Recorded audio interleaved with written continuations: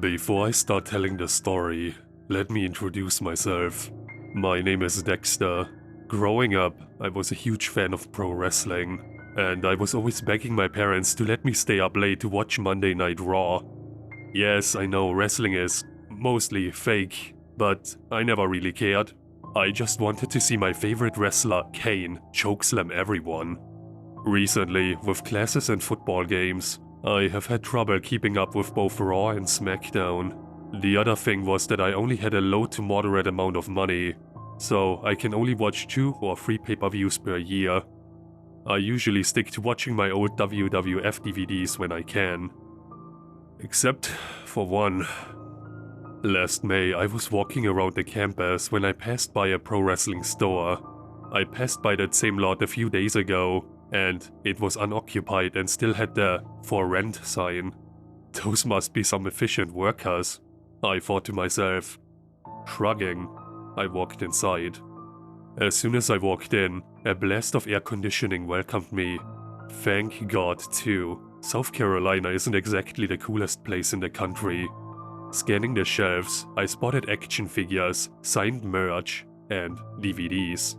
I hopped over to the DVD shelf and went through its contents.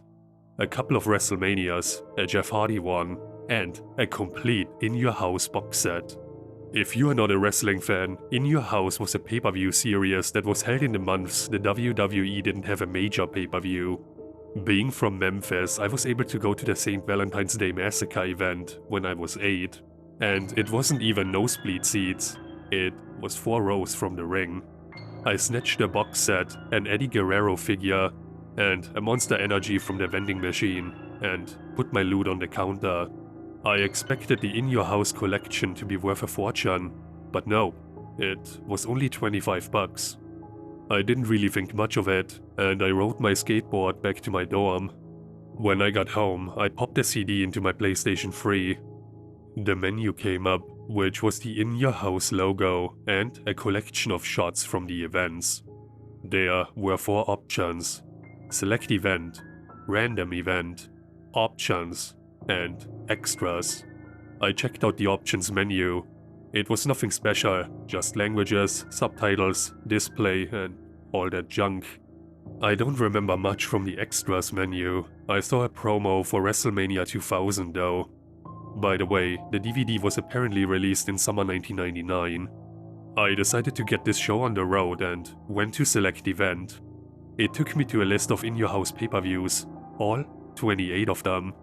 I scrolled through and sure enough, everything from the first In Your House to Backlash was there. A part of my mind wanted me to go further for some reason, to see if there were any more options. There were. Right there on the screen was 29 Armageddon, In Your House, clear as day. The title itself didn't really strike me as odd. There were In Your House events that later became yearly pay-per-views, like Unforgiven. The first Armageddon was held in December 1999, but still, 29? As far as my extensive knowledge went, there were only 28 In Your House shows. I decided to select it. I was brought to another screen. The description said Armageddon took place on June 6, 1999 in Charleston, South Carolina. I selected the Match Select option. There were only 2 matches. The first was a 20-man over-the-top rope battle royal, and the second was Kane vs. Mankind in an Inferno match. Saving the best for last, I chose the battle royal.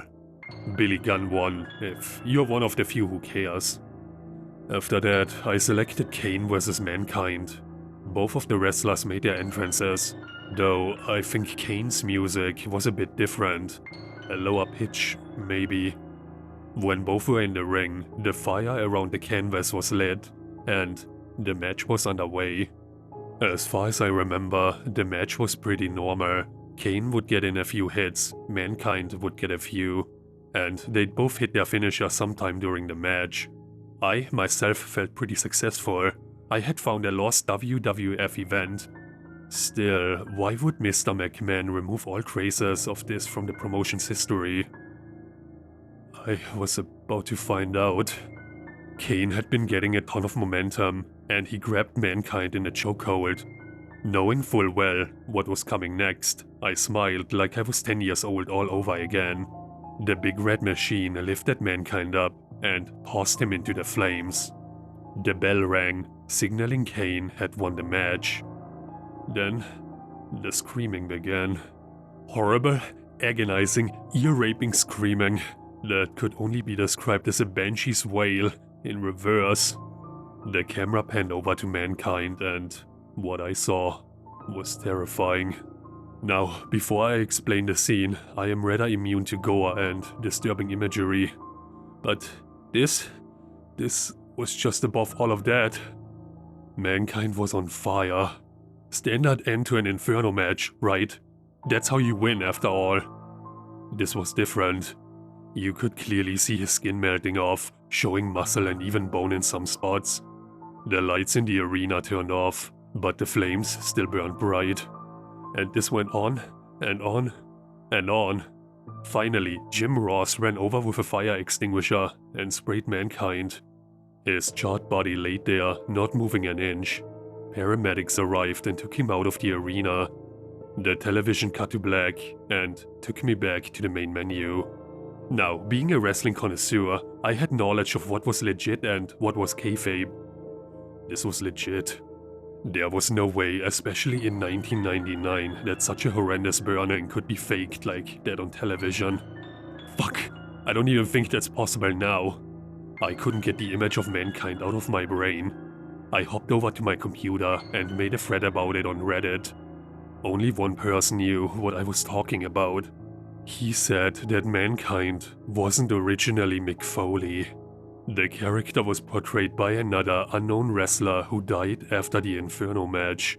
The pay-per-view was never aired or referred to again, and Mick Foley was brought in to replace Mankind's original wrestler. Foley, however, had always been Cactus Jack and Dude Love. Mankind was called the third face of Foley, because of the other wrestler's striking resemblance to Mick. The next morning I went over to the wrestling store to ask the manager about the DVD. Surprisingly, the place was open on Memorial Day. The manager said he found the DVD on the black market and thought it would be perfect for collectors. I haven't touched the disc since.